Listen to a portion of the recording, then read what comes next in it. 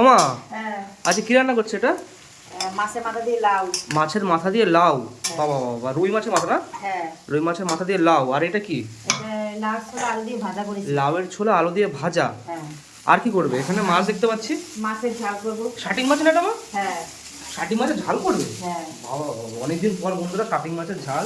আর এখানে আলু দিয়ে লাউয়ে ছোলা দিয়ে ভাজা, আর এখানে মাছের মাথা দিয়ে লাউ। হ্যাঁ বা ডালও করেছো নাকি? হ্যাঁ ডাল করেছি।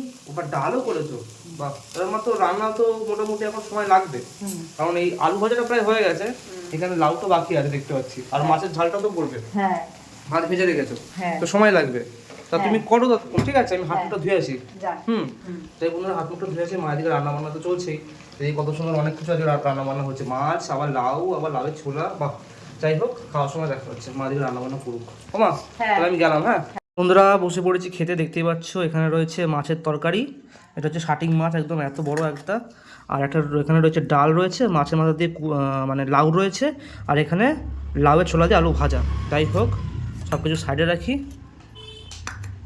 সাইডে রেখে এখানে একটু ভাত দিয়ে একটু এই যে লাউ একদম, আহা, মাছের মাথা দিয়ে লাউয়ের ঘন্ট একদম এরকম মাখিয়ে নিতে হবে, একদম গরম গরম ভাতে। ওহো, পুরো জমে ক্ষীর বন্ধুরা। আহা, একটু ভাজা দিয়ে মাখিয়ে নিতে হবে,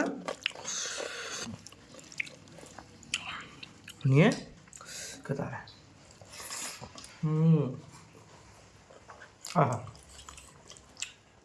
সেই স্বাদ বন্ধুরা, সেই স্বাদ। একটু হালকা ডাল পাঞ্চ করে নেবো, মধ্যে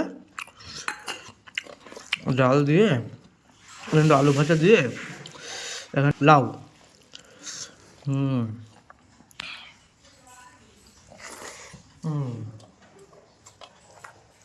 এবার খাও বন্ধুরা, এই যে মাছ, একদম শাটিং মাছ গোটা দেখতে পাচ্ছ। ওহো, আর এখানে একটু কাই আছে, কাইটা নিয়ে নেবো, নিয়ে একদম ভাতের সাথে ভালো করে মাখিয়ে নিয়ে, আর এখানে একটু মাছ নিয়ে নেবো। ওহো, একদম পুরো মাছটা নিয়ে মাখিয়ে ভাতের সাথে খেতে হবে।